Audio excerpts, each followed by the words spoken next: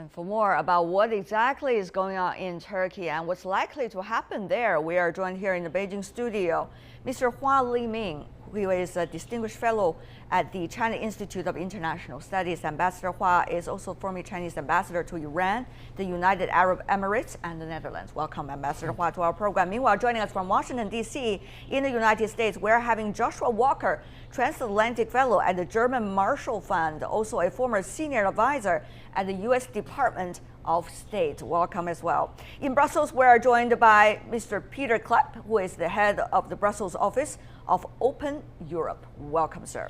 So, to the three of you, we have noticed state of emergency 3 months at least, likely to be extended if needed. That is coming from the Turkish government. Mr. Cleppe, what do you make of it, as the EU has already expressed a concern about this? All the concerns expressed by the European Union, I would say, are valid. It's incredibly important that the state of emergency is as short as possible. It's important that Turkey does not backslide further into authoritarianism. Eventually, for the development of the Turkish economy, to have the rule of law and democracy, and not to have a system whereby the government can arrest people at will, is very important for the future of the country. I see. That said, I think there should be a bit of understanding for the reaction of the Turkish government, in the sense that there has been a coup and now there's a reaction. And in that sense, the reaction of the US government has been a bit more moderate than the reaction of the European Union. I see. Mr. Walker, since we talk about the US reactions, what do you make of the reaction so far? Taking note that it was the parliament which has passed this state of emergency with a majority. Yeah, I think that's important. The trauma inflicted on Turkey when the bridge 1 week ago was kind of captured between Europe and Asia, everyone was worried about a coup. Now everyone's worried about the overreaction. I think the U.S., kind of the State Department and the White House have put out very clear statements. And I think the issue here is everyone wants to see democratic institutions strong in Turkey, but we also need to have rule of law. In every society, there's a balance between the two. And so I think that's what we're watching right now. We have to wait and see. Unfortunately, Turkey sometimes can overreact, but I think that what's happening right now is emotional in terms of the overreaction to what's happening to the coup. Mr. Walker, if I could go with you, your answer a bit, there seems to be a difference between quote-unquote overreaction and a different purpose of making the country or leading the country to a different direction.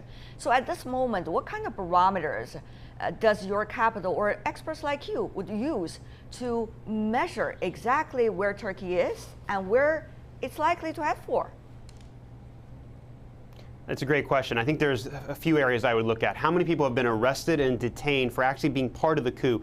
Did they kill people? Were they the people executing the orders where F-16s were bombing the Turkish parliament? Number two, who's linked in some way? Given that the Gulen movement has been labeled as the group that has come out, and the Turkish government says they have evidence, are they connected in any way? And those people are being suspended, and they're also being put on administrative leave, and they're losing their jobs. So the large numbers that we're seeing are being suspended and losing their jobs almost as a precaution. They have to go back and fight to see how many of them are actually guilty or not. But the first number, the arrested and detained, is the most interesting. That's the one I'm most focused on. And those numbers are a lot less than the other numbers that we're talking about in the West. Well, yes, you might want to focus on the first group of numbers, but there are a second group of numbers. Therefore, Mr. Cleppe, those who have been arrested, removed from the post, sacked from the positions, and also suspended from their jobs, those are coming from the military, judiciary, ministries, and now it's likely in the central bank and treasury as well.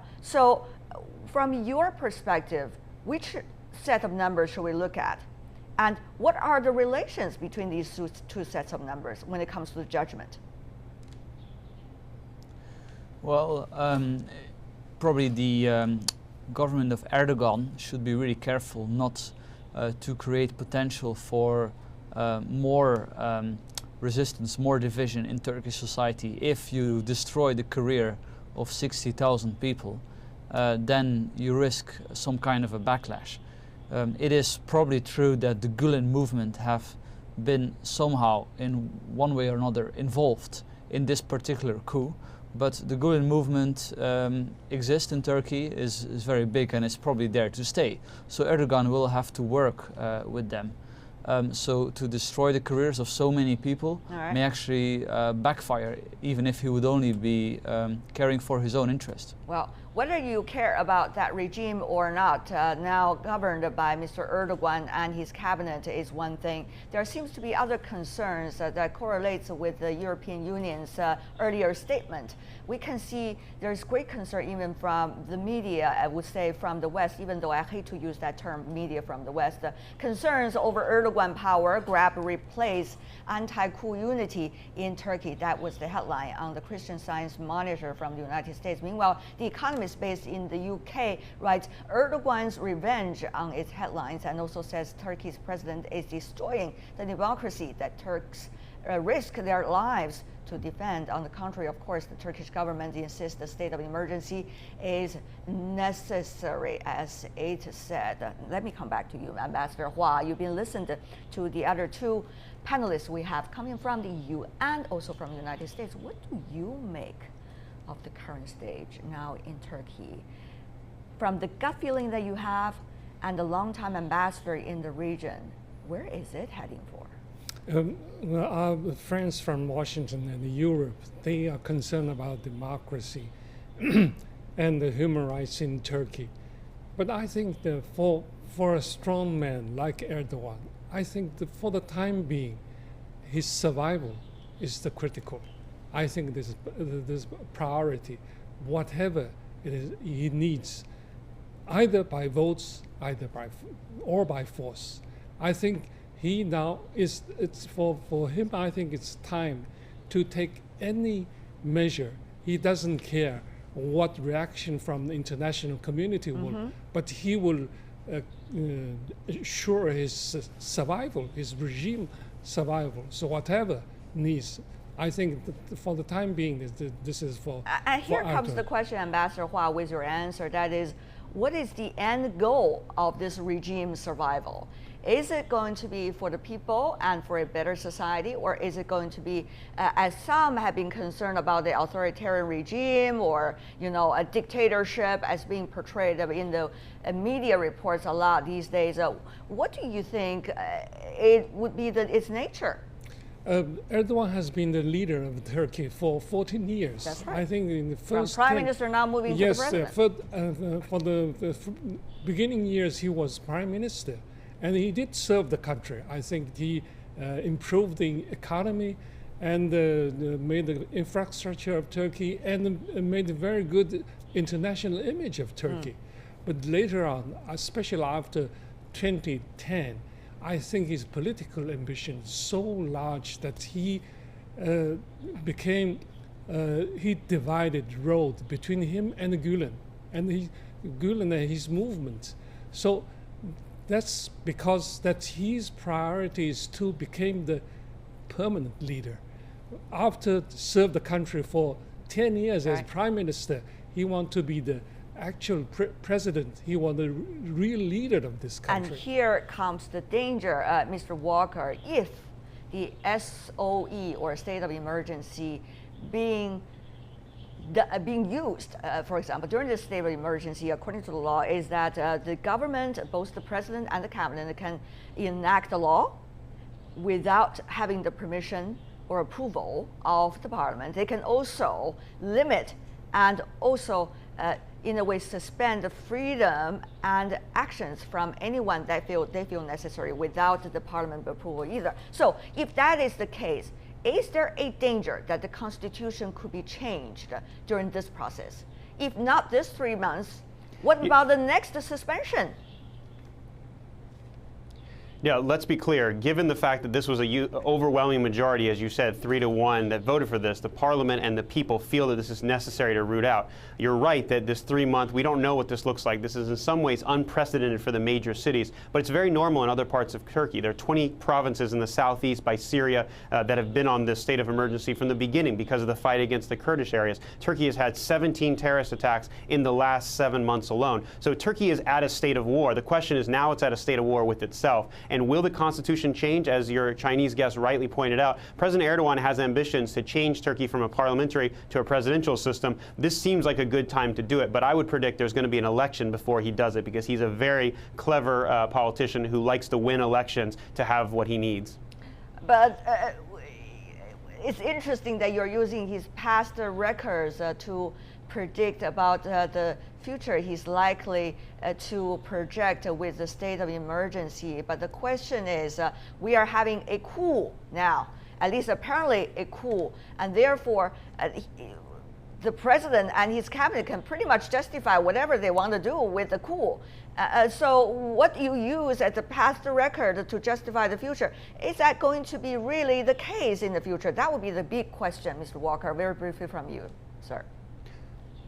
Yeah, you're right. This is unprecedented for Erdogan, but it's not unprecedented for Turkey. There have been many coups in the past, but none of the coups failed as spectacularly as this one. So now Erdogan, in his own words, has been given a gift to use this for whatever intentions he has moving forward, and we'll have to wait and see how this plays out. So that here comes the issue.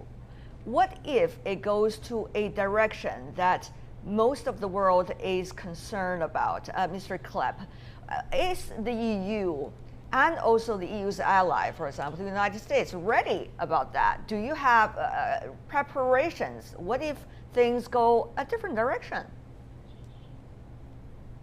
Well, there's definitely a big concern given Turkish status as a NATO member, that Turkey would go more into the direction of Russia, that they would become more authoritarian. Now, what's going on now in Turkey is really Erdogan trying to purge the whole Gulen movement, for example, out of the army. Now, many of the Islamists within the army were actually from Gulen, not from AKP, from his own party.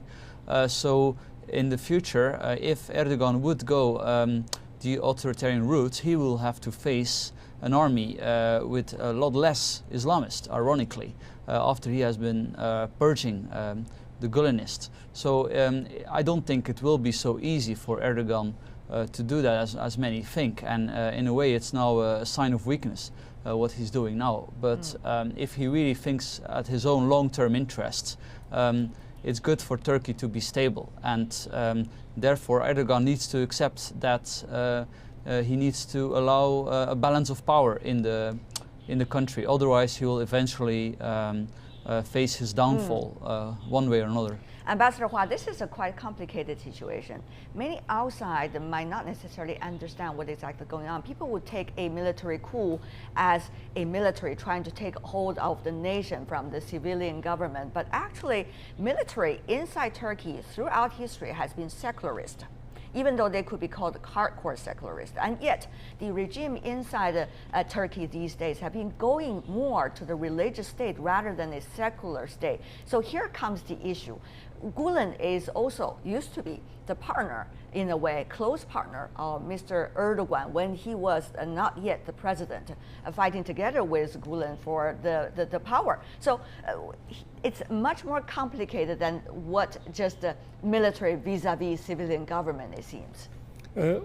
There's been a long tradition in Turkey, modern history, that military played his important role in the Turkish politics, and I think since 1960s, military made four coup d'etats, but all the coup d'etats, they were successful.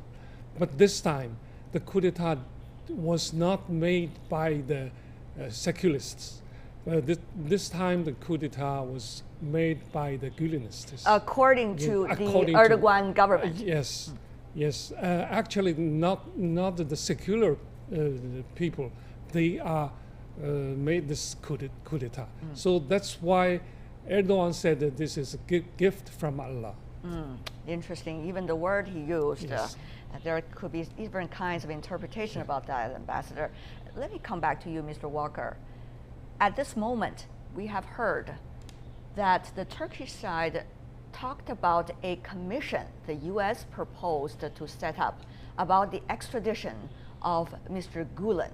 Yet we also know, by public information, Secretary of State Mr. Kerry said earlier there has to be much more hard evidence to suggest Mr. Gulen's role in the coup.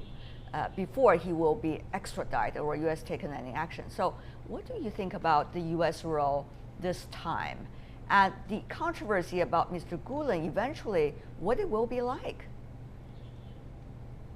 You know, unfortunately, as an American who's a friend of Turkey, I think we're in for a rough ride ahead of us. The fact that Mr. Gulen is a Turkish citizen that has an American green card that lives in the U.S. puts America and U.S.-Turkish relations right in the center. As you said, Secretary Kerry said, give us legitimate evidence for a court of law, and we will send them back. The Turks said, we will do that. We don't know yet if they have that, but I would be very surprised if there's any direct evidence with Mr. Gulen on the phone call to a general saying, make the coup happen. It's going to be much more circumstantial. And from the Turkish side, that's legitimate. That's exactly what's needed. Everybody in Turkey believes that the Gulen movement was part of this. In the West, there's a little bit of skepticism, but we go along with it. The U.S. government's in a very awkward situation because a demand has been made, a treaty has been invoked. Now we have to deal with this. And the question is this about one man or about the broader U.S.-Turkish relationship that are now holding hostage to this one individual? Before we go, Ambassador Hua, final question for you briefly, if you can, sir. The question is not only about what exactly is happening inside Turkey and where the country is heading for. It is also about how much the rest of the world would go with whatever Turkey has chosen as a road, or even whatever President Erdogan has chosen as Turkish road in the future. And therefore, there's the issue of double standard. Do we bear it with a quote-unquote deeply flawed democracy, no matter what it is? Or do we go with a country that is likely to be a secular state and likely, though, could be military controlled or to be other options when it comes to government? So here is the issue, the most important issue, Mr. Ambassador. I think the way, the political model created by the Kemal Atatürk the 100 years before has finished already. I think since Erdogan became the prime minister, he gradually changed the system of Turkey, and the military and the secularists are no more playing the very critical role in the political life in Turkey. So today, I think with this coup we have observed, I think Turkey is no more the Turkey that Kemal Atatürk made 100 years before. It will, I think it has two roles. Turkey will be a one-man state or other kind of the political model. I think that the model will be changed. All right. Of course, in China, we always believe not to interfere in others' internal affairs. However, it is important that we understand what is going on in the internal affair of the others and therefore have the right reaction. Thank you so much, Ambassador Hua Liming, Mr. Joshua Walker, Mr. Pieter Cleppe. Really appreciate the gentlemen for being with us. Have a great weekend. Thank you.